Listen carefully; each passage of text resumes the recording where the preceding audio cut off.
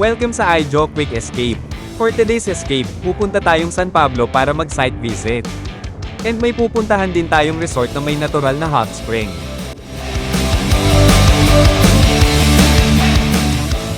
Time check, 7 AM ng umaga, kasama ko nga pala ang aking OBR na wala pang almusal, na medyo mainit ang dugo sa akin.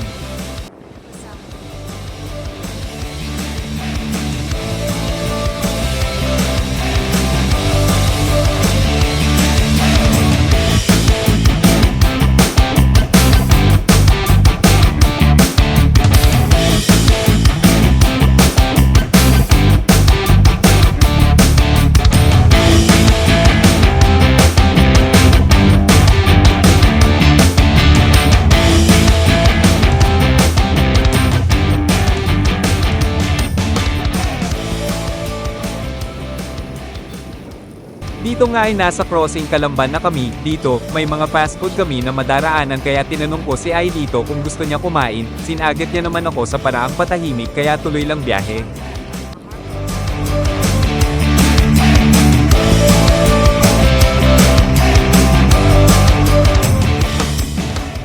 Nag-decide ako na magpagas muna habang pinapakiramdaman ko ang OBR ko kung ano na ang mood niya. Iba kasi pag nagutom ang OBR ko, yung tipong mananakmal na pag nagugutom. Pero safe pa ako dahil nag-abot pa siya ng panggas namin dito. Dito, pumusina ako at nag-try mag-overtake kaso hindi ako napagbigyan.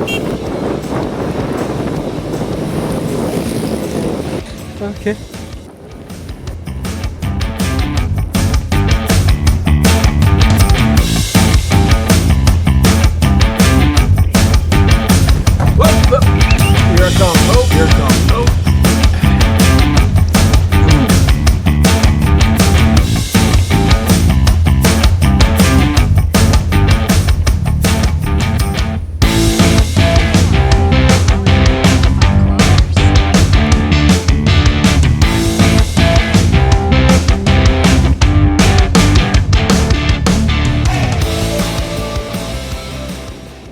May nadaanan kaming bulaluhan, kaso mabilis ang takbo ko kaya hindi na ko nakahinto. Nakaramdam na ko dito ng hindi kaaya-ayang madilim na aura na nanggagaling sa angkas ko na unti-unting bumabalot sa aking pagkatao.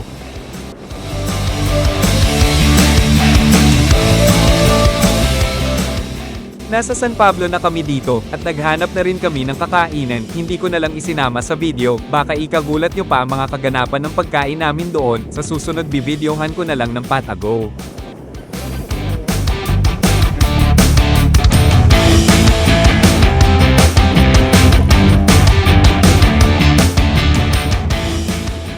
Nakarating na nga kami sa first stop namin kung saan magsa-site visit kami. At dito na nga namin hihintayin ang ka-meetup tamang-tama at nakakain na rin si OBR Bibo na siya kausap.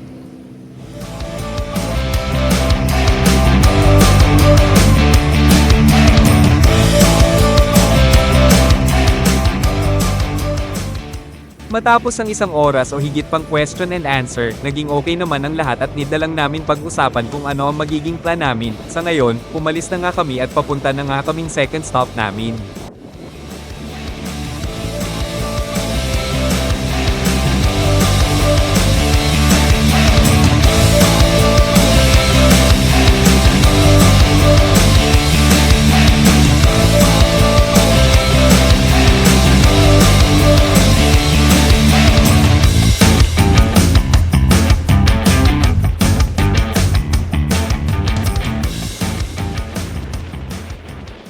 Konting adjust pa Manong, bandang gitna pa, para hindi na ako makalusot. Joke lang, sumenyas naman si Manong dito senyales ng paghingi ng sorry, kaya all is well. Nagbago pala ng AI voice. Ngayon ko lang napansin. Bahala na kayo umintindi at ang hirap mag-edit. Dito kakaliwa na kami sa Barangay Kanluran, kung galing kayong Baykalawan Road bandang kanan nyo yan.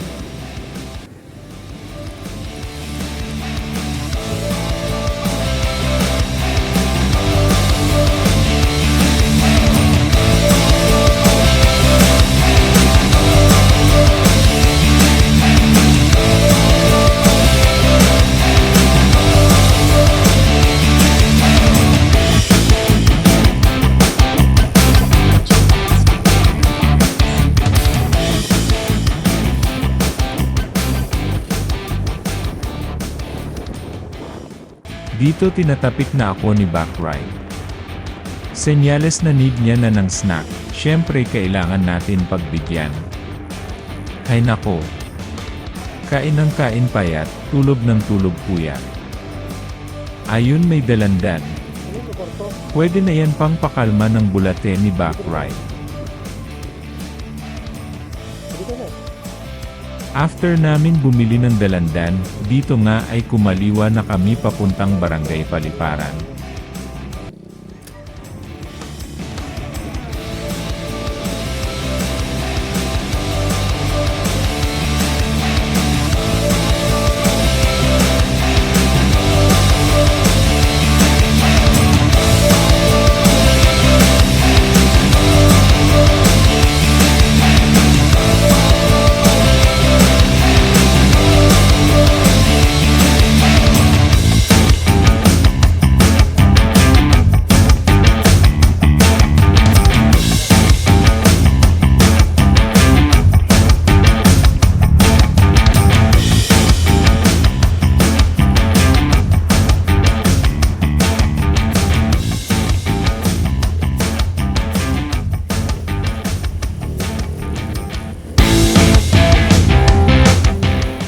Nasa Barangay Perez na kami. Ang barangay kung saan andito ang resort na pupuntahan namin, medyo tago lang siya, and balita ko ay 2 years pa lang siya nag-ooperate.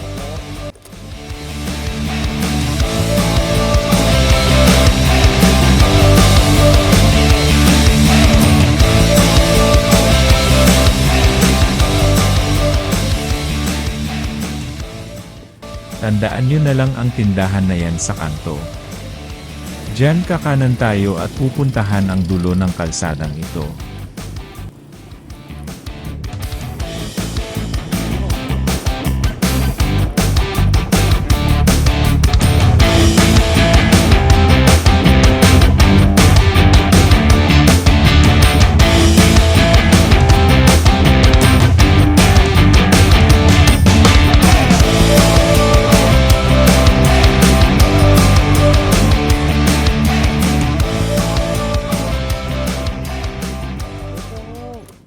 Sa malayo pa lang, kitang-kita na ang mga nakahilerang sasakyan na nakapark.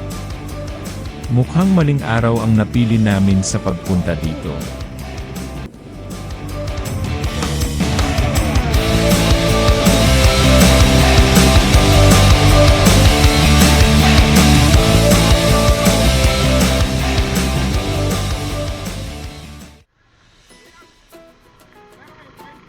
Wala po. Puno na. Pwede lang ba makita? Mag-inquire lang po. Saan po pwedeng ipaga motor? Dito po pwede ka dito. Saglit lang po, mag-inquire lang po. Doon na lang po. Uy! Ano ba? Hindi halatang excited, iwan ba naman ako? Nandito na kami sa may RJ Farm and Resorts. So, na may konting hike pagdating dito, pero ayos lang naman. Tapos, make sure lang na pag pumunta kayo dito, may dala kayong tent kasi mabilis mapuno. Sa ngayon, titingnan lang namin yung area kasi wala kaming dalang tent.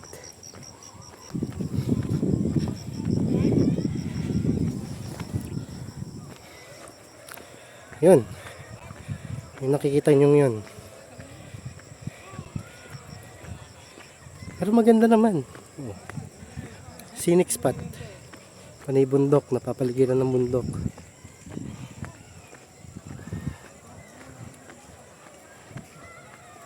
Sayang, kung maagagas na sana tayo, alas 11 na pero puno na.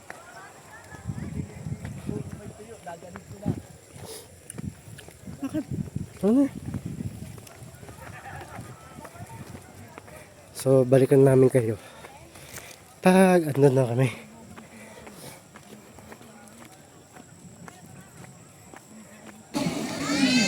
So, maligam-gam daw.